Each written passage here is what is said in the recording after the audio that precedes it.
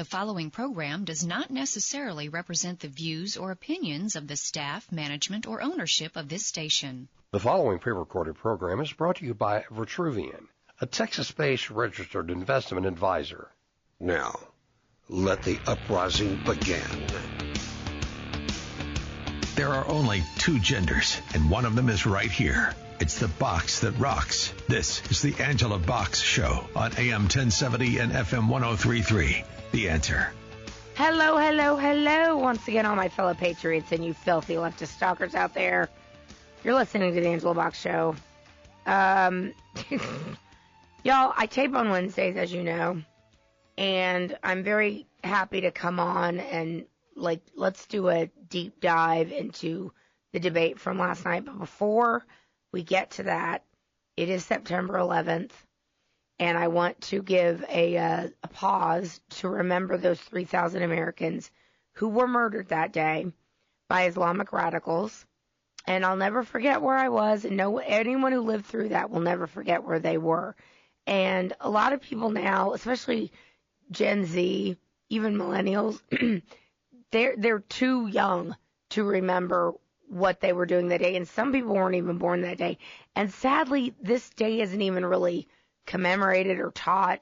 People don't really understand what happened that day. But I'll never forget seeing the videos of, shall we say, Arab Americans, celebrating in the streets of New York after this happened. And now we see our wide open border with people with burqas flooding over the border.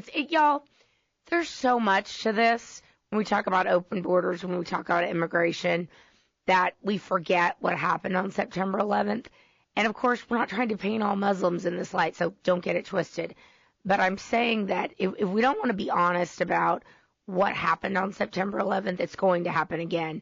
And the open border situation that Kamala Harris and Joe Biden have created is just inviting this to happen again. So I wanted to give a moment to remember those 3,000 Americans who lost their lives on that day, and never, ever forget. Okay, the debate last night. So I was fortunate enough to be on the Fox 26, the local after debate. They called it the after party, after debate party kind of thing. And it was a panel of 6 of us, and they showed different clips of Kamala and Trump, and we were responding to them. Now, before I get into that, I was really taken aback by the gaslighting that I think the media is doing and the level of just lying that the moderators were doing. It was basically a 3-to-1 debate, and we knew that going in. We knew that it was going to be, very much tilted towards Kamala and giving her the best possible chance of not looking like the buffoon that she is. But it was really shocking because the moderators basically were fact-checking Trump on certain things. Like, for example, when they asked about January 6th, and the things they asked about January 6th, they asked about racial stuff, which was just, I can't with these people.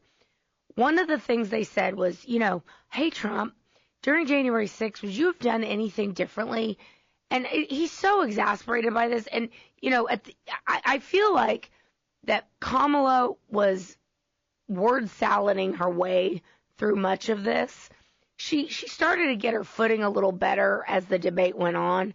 But at the beginning of the debate, she was clearly very nervous. She had total dry mouth and just had no answers for things.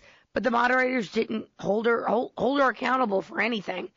And the thing that they asked about January 6th was, hey, Trump, do you feel like you could have done anything differently? And he's like, I didn't cause this, okay? I didn't cause this. Nancy Pelosi was the one who denied National Guard troops, which is 100% factual. Muriel Bowser, the mayor of D.C., denied National Guard troops. And I've said this until I'm blue in the face. And I think that Trump should have brought this out a little more clearly, because what was shocking to me on the panel I was on last night was how little people really understand about the setup of January 6th And the reasons they set January 6th up the way they did, the way the narrative has been framed for the last 4 years is that it was this riot. It was this violent insurrection and a riot, which was not true whatsoever.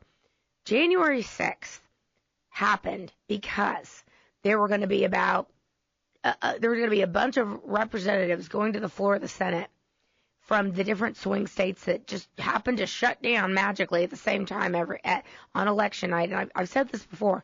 I was in my mother's hospital room. She died that night. She literally died as the entire the 5 swing states shut down.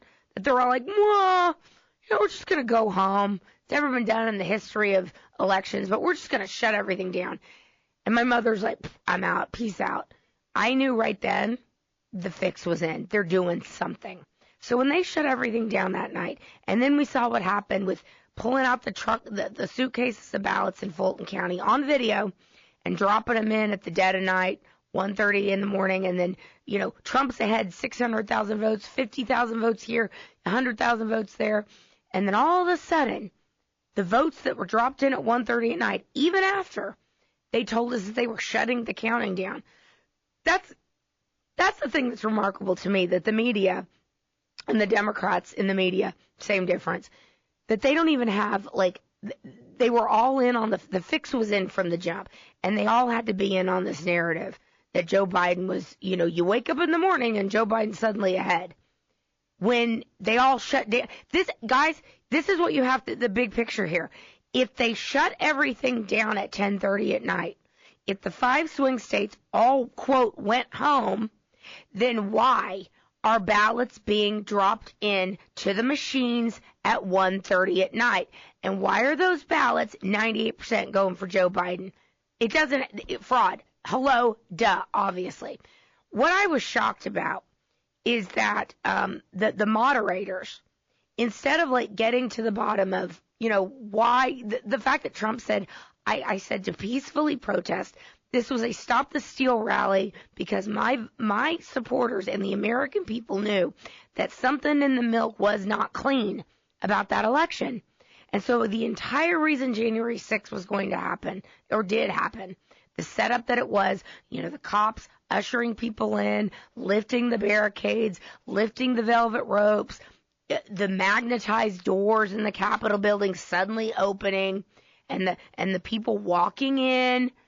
That's the whole reason it happened, is because those Republicans that were going to go to the floor of the House of Representatives and the Senate, wherever it was, to certify the election, were going to go forward and say, hey, there's some real anomalies here. Not only was everything shut down at 10:30 at night, which they still haven't explained why that happened, and they had excuses for all different 5 swing states, but why were ballots being dropped in the dead of night that 98% went for Joe Biden, which is an indicator of fraud? Why is it that all the Republicans were kicked out of the counting areas? Why were barricades being put up so people could not see what was going on with the counting? These things never got answered. The ballot harvesting, the drop boxes that we know were not monitored, all these things, the 2,000 mules that were harvesting 2 million illegal votes. That was why they created January 6th, because the Republicans were like, we need to send this back to the states. All right, I'm going to pick this up when we get back. Coming up, we've got Stephanie Holderfield, from Citizens Defending Freedom. We're going to talk about a great event coming up at the end of September. You're listening to the Angela Box Show. We'll be right back. Hey, fellow patriots and filthy leftist stalkers. It's Angela Box on AM 1070 and FM 1033. The Answer. Welcome back to the Angela Box Show. On the line, I have my friend, Stephanie Holderfield, who is the Harris County Executive Director for the fantastic organization Citizens Defending Freedom. And I'm excited to bring her on because I wanted to talk with her a little bit about CDF's mission. And also there's an exciting event coming up at the end of the month, which we're excited to be partnering with here at 1070. So welcome, Stephanie Holderfield. Well, thank you very much, Angela Box. It's a pleasure to be introduced by you today. I know. I'm so excited. And I think what you're doing is really fantastic. And you've been a part of this organization from the beginning. Tell everybody a little bit about what it is, how it got started, and the mission of CDF. Sure. Thank you. Well, after the election of 2020, our co-founders determined that we need to come up with a new approach on how we look at government. And one of the most important places in government is local government, county governance. That's really where the rubber meets the road. So we've seen the top-down type of governance, but what we really need to refocus on is the ground, the bottom up. So really at the ground floor is what our organization focuses on. And the purpose is to really engage the citizens in alerting our organization about issues that are affecting their daily living, right? And so we're seeing so many things that are happening on the federal level, the state level, but what we don't really recognize as often as we need to is county governance. That's our school boards, our ESDs, our MUD districts, our commissioner's court, and of course in Harris County, the commissioner's court is an absolute disaster, especially with a $4.4 billion bond that they're looking at to improve the schools. The bonding and the treachery that's happening with our tax dollars is really a new form of slavery. When you're taxed to death, and that's what's happening, and then you pile more taxes on, we have a problem. So what we do is equip and empower American citizens to stand for and preserve freedom for themselves and future generations, to resolve breaches of liberty through local awareness, local light, and local action. Our objective is to educate the American citizen on the value of the gospel of Jesus Christ and its influence on America's founding. Because without that, we have nothing. And so the Constitution is the four-corner contract that provides our freedoms, our liberties, our sovereignty as a country. But again, it is a part of the local governance, and county government really was implemented based on state statute, and the state legislature understanding that county government is a way and a form of governance in order for people to increase the ability to have commerce. And so our roads, our bridges, all of those things are really a part of county governance, but we've lost the way. Our school districts are out of control with the curriculum, the woke agenda, transgender, transformations, all of these things that are not normal and are really being shoved down the throats of the American citizens.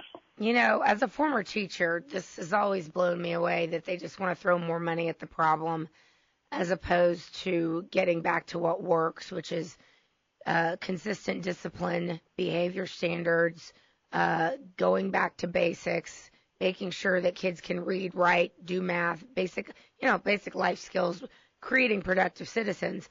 And now, of course, the schools are petri dishes for the left in order to push an agenda, which is really gross to me. And so I'm glad that you are on the forefront to expose these things. So what's the commissioner's court in HISD? What is this $4.4 million bond? What are they throwing money at this week? Well, they're throwing money, several things actually, but the bond for the school district. So we've got a school district bond at $4.4 billion to improve the schools, and it's at this point what we need to do is fix the problem. And like you said, throwing more money at the problem isn't going to correct. And one of the things that always puzzles me is the General Land Office actually has dollars that are sitting there for the utilization of school improvement, building the schools, land options, and that isn't reviewed as intently as going after the taxpayer and constantly asking for more money. People they can't afford it. The economy is not in the shape that it should be. And, inflation is at an all-time high. Jobs are down. And so what is it, why is it that we're going back to the taxpayer and telling them, and based on the commissioner's court, hey, we're out of money. We can't provide these services. And yet there are organizations that are lined up with a handout. And so we've got to really take a look at how we're providing services and what's really necessary, what's already there, and really evaluate, is it the taxpayer's responsibility to continually be taxed in order to support the programs that they want to create, right? So new program after new program after new program, is that necessary? Let's look at what we have and improve on it, but let's perhaps collaborate and consolidate some of these organizations that are providing these services to the taxpayers in Houston to try and Harris County to try and curb the spending. The spending is the problem. We can't keep spending if we don't have, and you can't keep going back to the taxpayer and saying we need more money. But one of the very important focuses that we need to be placing is on crime. Crime is absolutely out of control. And rather than hiring and increasing the salaries of law enforcement, they want to take money away and implement these services and programs that are for mental health and so forth. And that's because we have, so many illegals that are crossing the border, and it's creating crime, and people are getting hooked on drugs. And it's pulled this back just a little bit. And I think, with the $4.4 billion bond, we have more services that they want to add. We want to build new buildings. We want to improve the buildings, and that's another problem I have, because we're not building in a maintenance fund for the school districts for our buildings. Every new school or every building that is built by government needs to have a maintenance budget and utilize the maintenance budget instead of, hey, we haven't put any money in there because we've been busy doing these other things. So now we need to come and we need to fix a roof, or we need to fix the foundation, or, the bricks are, coming apart, they're crumbling because they didn't maintain. Maintenance is key. We all know that. And when things aren't being maintained, then they're going to fall apart eventually. And then we go to the taxpayer because we're the government, and now we're going to impose a new tax on you. So that's sort of, what's happening in a nutshell. And it's simplifying the real problem. And the real problem is tax and spend doesn't work. It doesn't work. And that's all that leftists have. And it's very frustrating across the board, and certainly at the local level for sure. Okay. At the end of the month, September 28th, there's going to be an event here in Harris County, and it's a really exciting gala fundraiser for CDF. Tell everybody what that is about, and the special guests that you guys are going to have. Well, we're so excited to host this Stand Up for Freedom, and that's really what it is. It's an opportunity for us to really stand up, and explain our position of what's important to the citizenry of Harris County. And so the American citizenry is so important because we understand that all of you are the ones who will really save this nation. And when we rise up together, we make a change. And so there are a lot of gaps. And so we will continue to reach out to finish the work. And that's the purpose of the fundraiser, is we have a legal team that we utilize, and we've utilized them quite extensively, and not other organizations have the legal staff to support through lawfare. And so those are dollars that we're working towards to support the legal lawfare that to combat the issues that are happening to everyday citizens. And so the evening is going to be filled with events with our excellent speakers that will provide a closer look into fighting a culture war with producer-director who is in the trenches daily. Our keynote speaker is Justin Folk. We're very excited to have him. And Justin is Matt Walsh's producer-director of What is a Woman and Am I Racist? He's fantastic. Yes.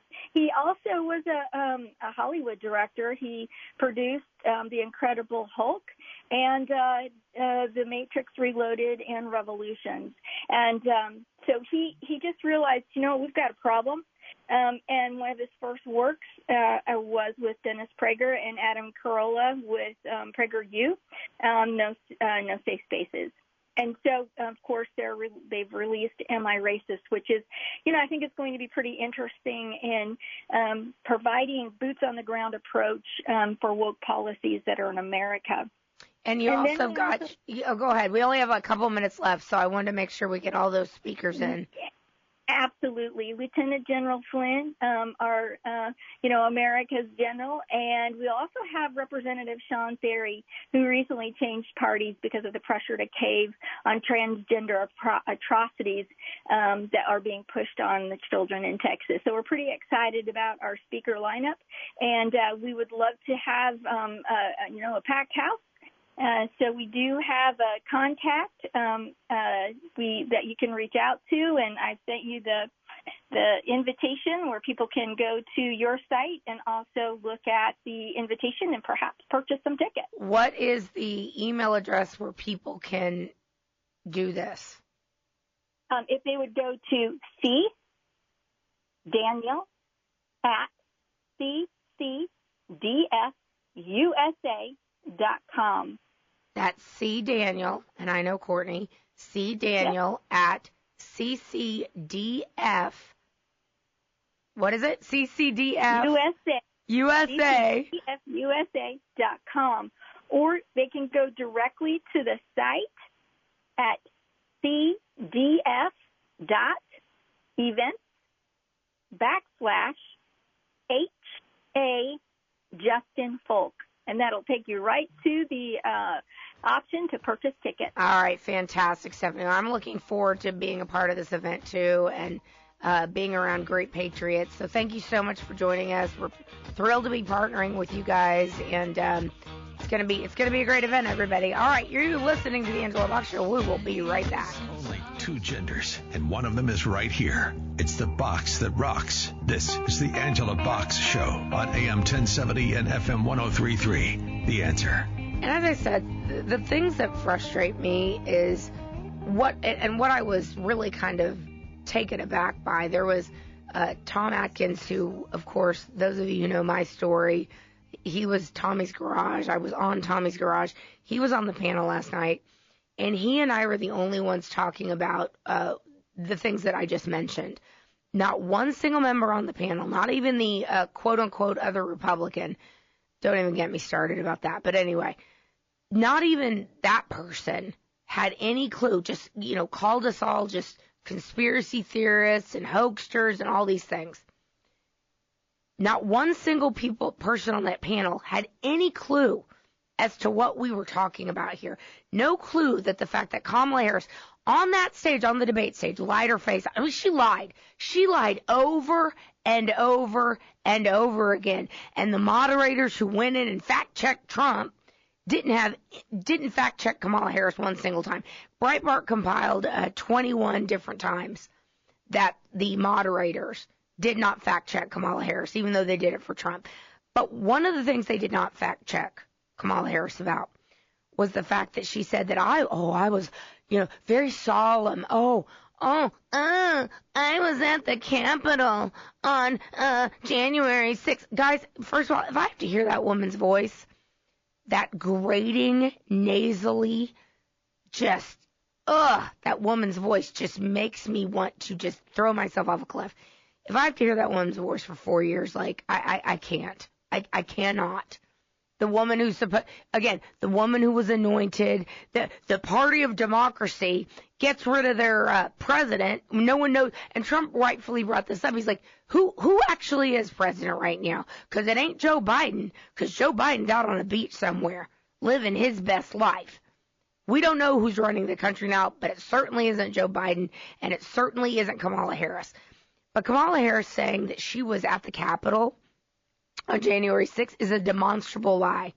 Kamala Harris was at the DNC headquarters on January 6th. Coincidentally, that's where the, quote, pipe bomber just so happened to drop a pipe bomb and talk to the police as he was doing it, talk to Secret Service as he was doing it, went away. They had his license tag. They had his phone data, but they just couldn't seem to track him down. Look, this thing stinks. It stinks to high heaven. We know it stinks to high heaven. It was a setup from the jump. But what was remarkable to me is not one single member on that panel, save Tom Atkins, had any clue what I'm saying right now. Just were like, what? What are you talking about? That is how much the media narrative has blinded people to what actually happened on January 6th. But anyway, let's get to some of the other stuff that she lied about. Breitbart has this great compilation of things. And, you know, she said nothing. All she said was like, I want to be the president for everybody, and I'm going to be bringing people together, and I have a plan. It's like, lady, your plan is destructive. Your plan was copied and pasted from Joe Biden's campaign website. Your plan is going to send us into Venezuela territory. You want to raise capital gains to 44% on unrealized gains? Like anyone in the stock market knows that's unsustainable.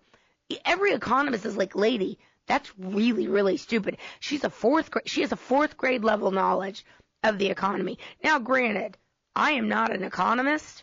I am not a financial person. My fiance is, and he has explained to me that the thing she's doing is like incredibly alarming. 28% tax rate on corporations. She thinks that's going to stick it to the man when literally she's got 80 or 90 of big tech, big corporate America like backing her. Listen, guys, corporations. I know. Listen, the woman's a literal moron, so I'm going to explain it to her. Corporations do not pay taxes. Okay. Corporations, whatever tax you put on corporations trickles down to the consumer. All they do is put that onto the consumer. That's it. So it's a tax on the American people. The American people who cannot buy groceries, who have to decide if they're going to put gas in the car or feed their kids this week. It is unsustainable. And when you're looking at policies, Trump's policies, and I'm so sick of this race hustling and this race baiting that they talk about, you know, oh, Trump says she's not black. It's like, listen, guys, she said she wasn't black, okay? For her entire political career, Kamala Harris said, I'm an Indian American. She was raised in an Indian household. Now, granted, she is half black. Her father's a Marxist professor. Those are facts. She's a Marxist. She's a dumb Marxist, but she's a Marxist nonetheless. That's why that was brought up. But I'm so sick of this race baiting because when we have an economy that puts the American people first, the American people doesn't just mean white people. The American people means all the American people. But when you have a Democrat Party that realizes that they are losing constituencies like the black vote, they are importing the vote. They are importing illegal aliens. When you talk about why are housing prices so high, I'll tell you why housing prices are so high. Because these people are importing the third world, and they've got to live somewhere. That are all being funded by the American taxpayer. It's disgusting. It's really gross what the Democrat Party has done. So let me go through some of these 21 false claims and hoaxes that Harris uttered on live television. I remember when I was watching that last night. When I was getting ready to go on the show, I was like, Senator Knee Pads, she's a liar. And she knew that nobody on that debate stage, save Donald Trump, was going to call her out on it. Now, she was throwing so many lies out that he had a hard time kind of consolidating his responses because there were so many lies. So here's some of the 21 lies. The very fine people hoax. Like I could not believe that she actually did this. This whole Charlottesville hoax, which even left-wing Snopes said was fake. He never said there are very fine people on both sides. That's not what he meant. So that was hoax number one. The Project 2025 hoax. She said that a couple of times. She said that, Trump's Project 2025. Listen, lady, I got news for you, okay? A lot of Project 2025 is real good. Like, I don't know, rounding up and deporting all illegal aliens, putting American workers first, lowering taxes for everybody, making sure that children in school, getting rid of the Department of Education, which has been an absolute disaster for public schools, because obviously, if you look at any public school right now, it is out of control. Save some magnet schools, out of control with the behavior, with the fact that these kids cannot read, write, or act in a civilized manner. It is out of control. So yeah, get rid of the Department of Education. Everyone co-signs that basically, except, Randy Weingarten of the AFT and the teachers unions. Everyone else is like, yes, please, can we get rid of this thing, this behemoth that has destroyed the public schools? Let's see, what else? So yeah, she called up, Trump's Project 2025. It's like, I didn't have anything to do with this. This is Heritage Foundation. Some of it's good. Some of it I don't like. I have nothing to do with it. But she brought it up a couple times. You know what? Here's what it is. She expects that her word salading is going to fool a bunch of Democrats. And clearly it did. Because a bunch of the media was like, she won this debate. It's like, you people are so in the tank, man. Even if Trump did not have his best debate, which, again, he's debating it's 3 against 1.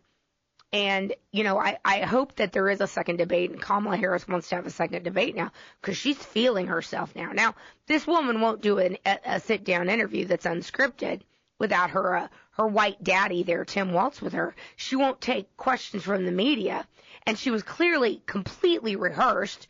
You could see the wheels turning in her head about what am I going to say? What is my canned line that I've been rehearsing for the past, month? She clearly had lines that she was rehearsing, and she repeated them over and over again. But if you get her impromptu, spontaneous, she can't do it, and she won't do it, and the media won't demand that she does it. Anyway, let me continue. False claims on the Trump trade deficit. Now, this is interesting.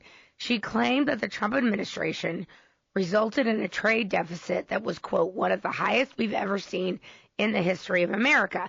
This is patently false. The trade deficit climbed to around $653 billion in Trump's final year as president, in part of depressed global demand for U.S. goods and services and a U.S. economy that recovered sooner than most other developed countries. But the trade deficit never rose to the levels under former President George W. Bush or the Biden-Harris administration. So they like to forget about the trade deficit that's going on right in front of our faces with these disgusting criminals. Joe Biden, who, by the way, took money from China, took money from Ukraine, took money from Russia. These corrupt criminals that sit and lord over all of us. They don't want to talk about that. And yeah, moderators are like, moving on. Number 4, Putin can do whatever the hell he wants. Harris claimed that Trump told Russian President Putin that he could, quote, do whatever the hell he wants and go into Ukraine. That is false. Trump never told Putin he could do whatever the hell he wants, and he never said Putin could invade Ukraine. What Trump has said is that none of these foreign policy disasters that the Biden administration, the Biden-Harris administration is responsible for, would have happened if he was president. That is demonstrably true. Did anyone even blink when Trump was president? No. Because you know why? Because they didn't know what the hell he was going to do.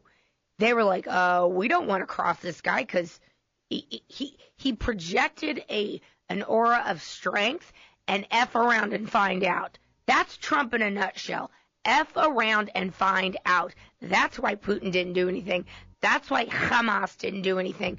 That's why we had peace around the world when Trump was president, because of that strength he projected. All right, we're going to pick this up in the last segment. You're listening to The Angela Box Show. We'll be right back. This is The Angela Box Show on AM 1070 and FM 103.3. The Answer. Another just glaring, I think, a missed opportunity for Trump last night.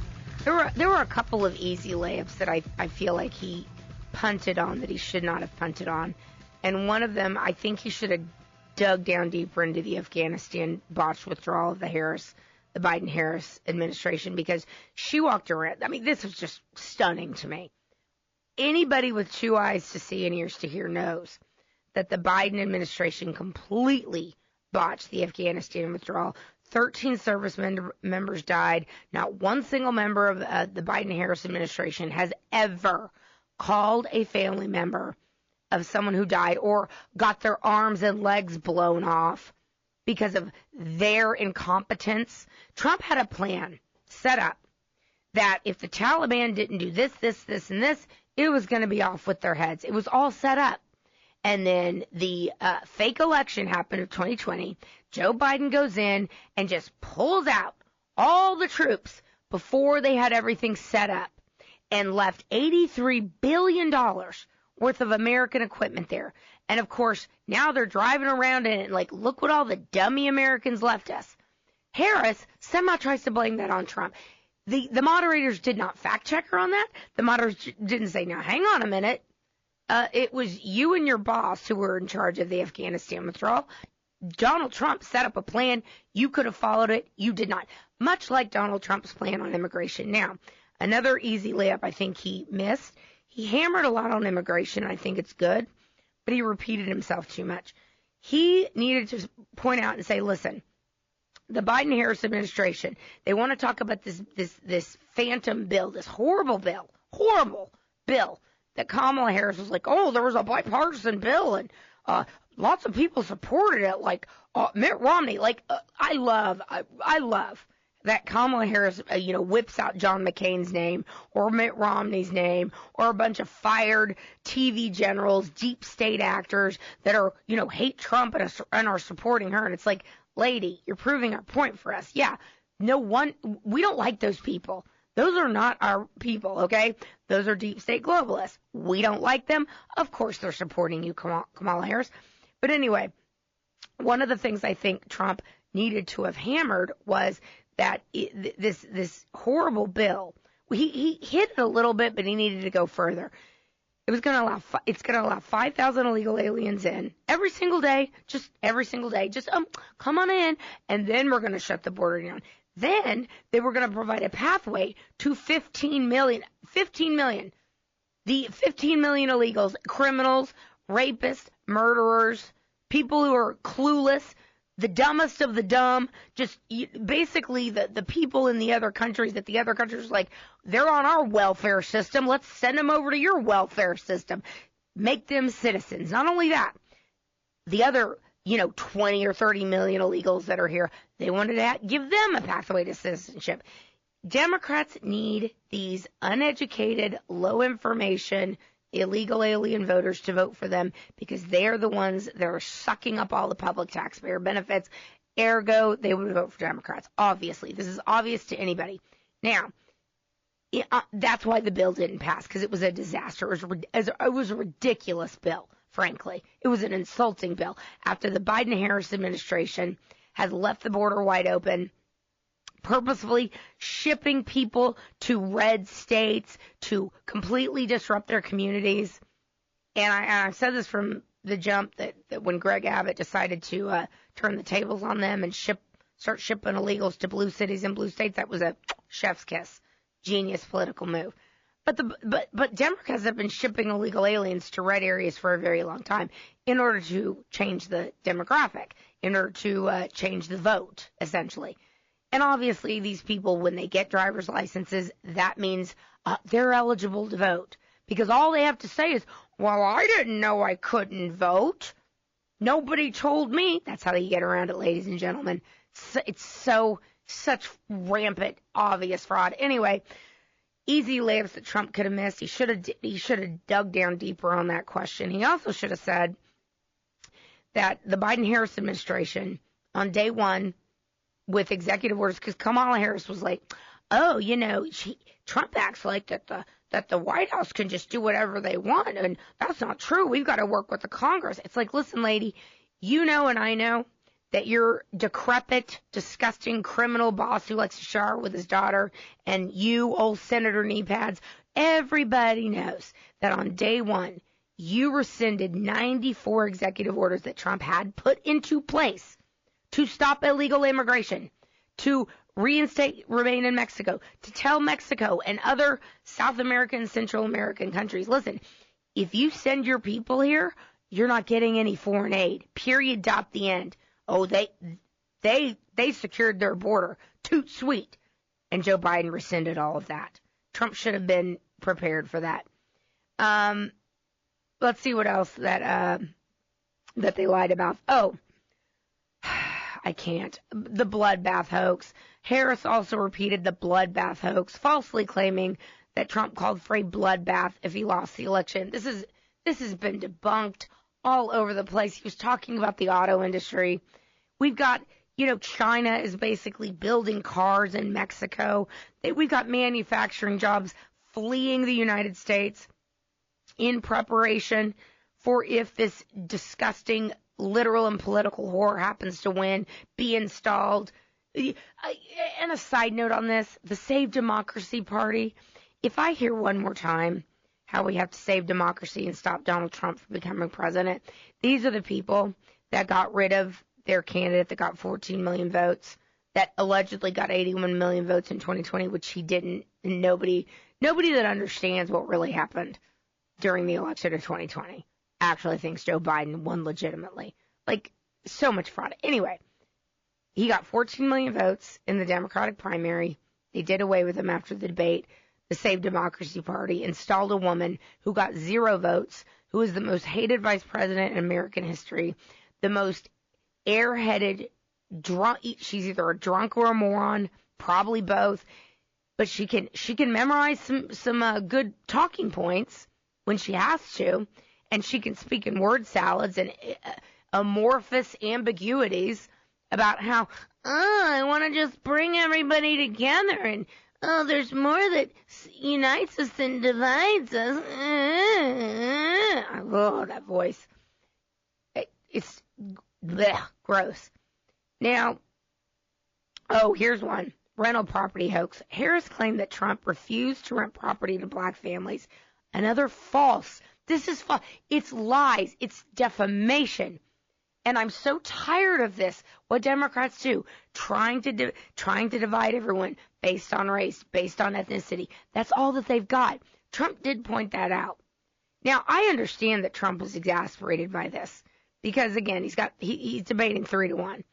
And as a human being who knows who he is and knows that he's not a racist, his policies were not racist. His policies uplifted every single American, regardless of skin color. And, it's not Democrats that want to fix public schools. It's Republicans that want to fix public schools. Democrats are totally cool with the status quo because they realize that if they can create a bunch of low information, uneducated, uncivilized, frankly, people that just stay on the Democrat plantation, stay on the welfare cycle, they've got ready-made voters for the rest of eternity. But Republicans actually want to fix the public schools. Republicans understand that when you import, 15 million illegal aliens, you're going to have higher prices all around the board. So this claim has been made for years, but has never been proven. In 2016, the AP did a fact check on the claim, reporting that Trump and his father settled a government lawsuit about it with no admission of fault. The suckers and losers hoax. She alluded to this. That, generals said suckers and losers when there was 40 witnesses that were like, he never said this. This is a lie. False fracking claims. Kamala Harris has said her entire political career until about 6 weeks ago when they installed her, that she wanted to ban fracking. She also said she wanted to have a taxpayers fund transitioning surgeries for transgender inmates, prisoners. She wanted to defund the police. She gave money to the, quote, Minnesota Freedom Fund, which bailed out all these rioters and looters during the summer of love of 2020, when every leftist on planet Earth bowed down to a violent career felon named St. George Floyd of fentanyl. This woman is just, it's absolutely unbelievable, the level of gaslighting that was allowed to get through last night. So I hope there is a second debate, and I hope that Trump understands that she's going to word salad her way. He's got to have just ready-made, just punchlines for this woman. This needs to be a takedown in epic proportions on the second debate, and I hope there is one. All right, guys, that's my time. You have been listening to the Angela Box Show. Until next time, everybody, keep kicking ass and take a nap. Peace!